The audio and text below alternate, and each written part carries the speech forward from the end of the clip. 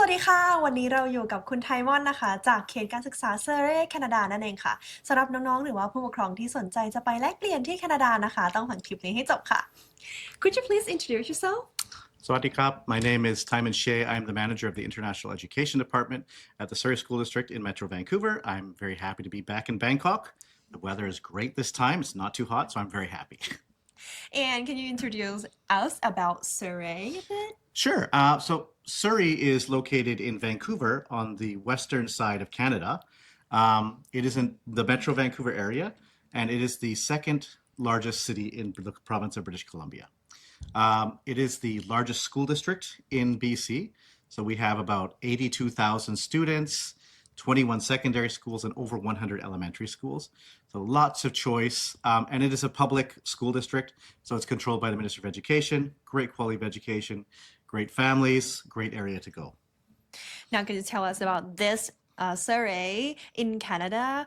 What's this good, especially for this Thai student, that make it different compared to the big city?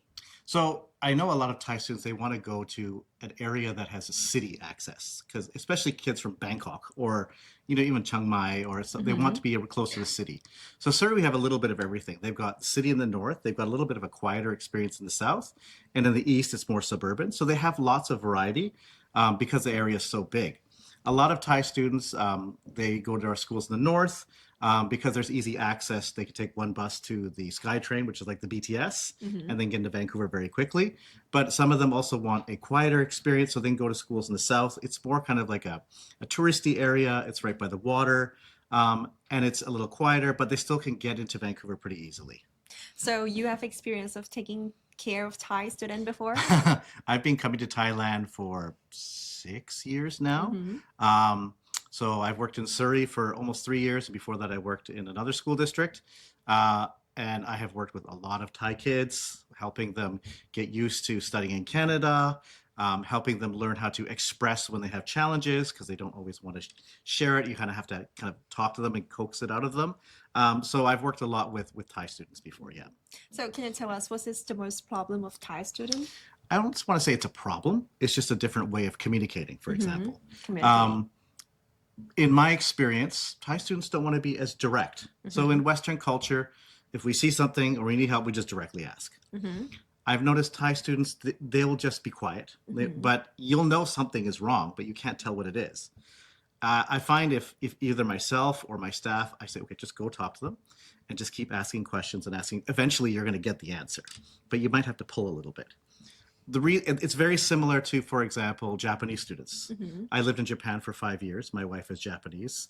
And so it's a similar type of communication. So I'm very used to I don't want to make them feel uncomfortable, but at the same time, I want to make them feel safe and supported, because then they're more likely to tell me what's going on. And when they tell me, then I can help them. But it's just getting that answer out of them sometimes. It's a little bit challenging.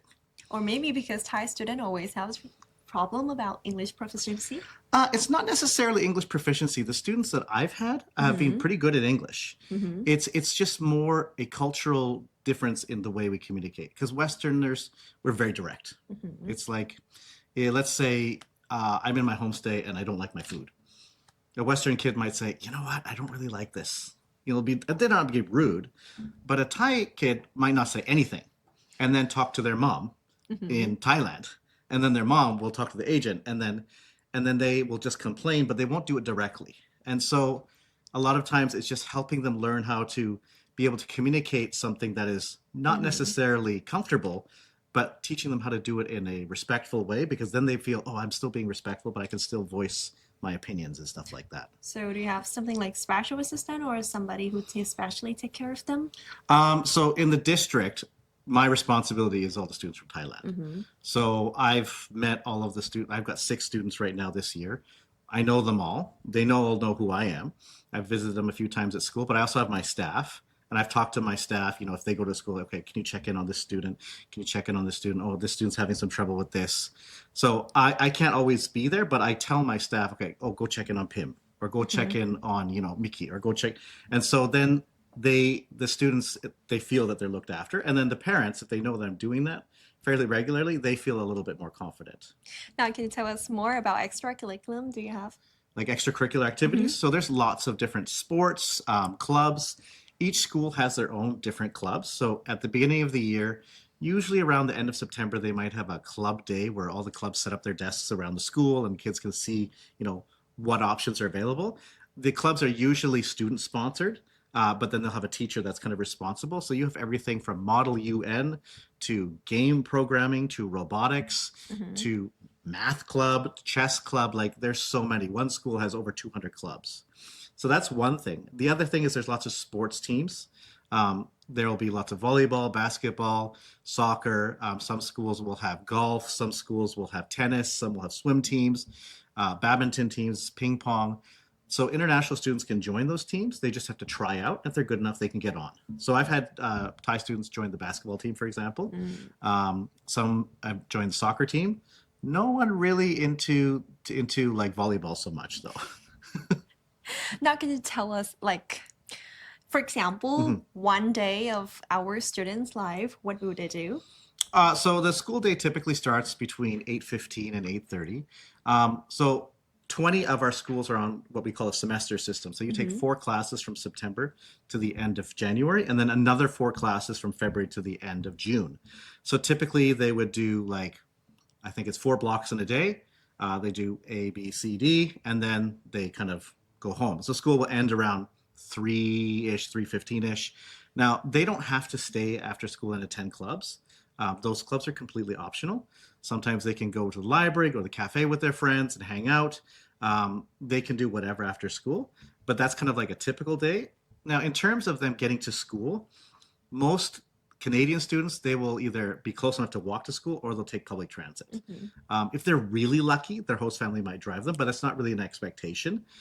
So a lot of our kids will take the bus. The transit system is very safe.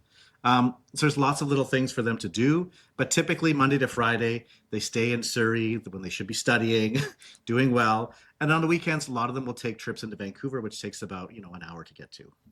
So, like, most of the people and most of the students will stay with the host family or in dormitory. So in Surrey, it's all host families. So we work with a few homestay companies. Now, the homestay companies we work with and recommend, we've checked everything out. So, for example, I know for a fact that they get police information checks for the adults in the home to make sure that everyone is safe, there's no criminal records. Their staff have gone inside of the houses to check the rooms, make sure there's a bed, there's a desk, there's a window, their house is reasonably clean. So they've done that in-person check. And they also have staff that check in with the students on a regular basis as well. So at the schools, I have staff checking in on the students, and then the homestay companies also have their staff checking in on the students as well. And so there's kind of 3 components. It's the homestay company, the school district, and then the agency like IEE. The 3 stakeholders work together to make sure the student is well supported. So, do you think what kind of experience that your student will gain from Surrey? I don't want to say necessarily from Surrey, but studying abroad really helps people to broaden their horizons and start thinking about the world as a whole, as opposed to just kind of their own little area.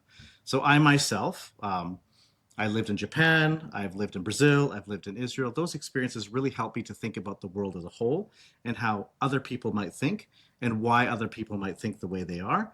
And it really helps me to relate better to other people. And I find students that have that experience of studying abroad, they really it helps their future. So for example, if they want to go into international business or something, they will be able to think, why is this person acting this way? Maybe they're not bad. Maybe it's a cultural thing. And so these experiences really help them to kind of start to think outside of the box. I see. And final question, do you have any message to share with the Thai student or the parents who consider studying in Surrey? So, Surrey is a great place. Like I said, it's got easy access to Vancouver. I'm there and I care about the Thai students. I'm always checking in on them. And it's a great place. There's a lot of young families that move into the area.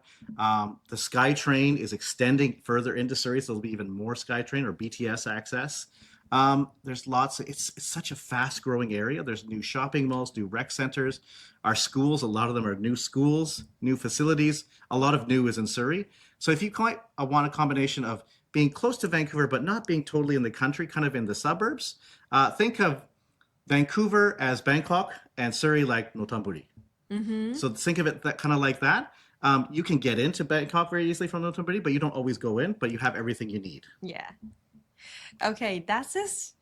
the end of this video ขอบคุณทุกคนมากๆนะคะที่รับชมในวิดีโอนี้ถ้าเกิดว่าใครกำลังตัดสินใจที่จะไปเรียนต่อหรือว่าไปแลกเปลี่ยนที่แคนาดาในเขต Surrey นะคะก็ทักพี่ๆ IE มาได้เลย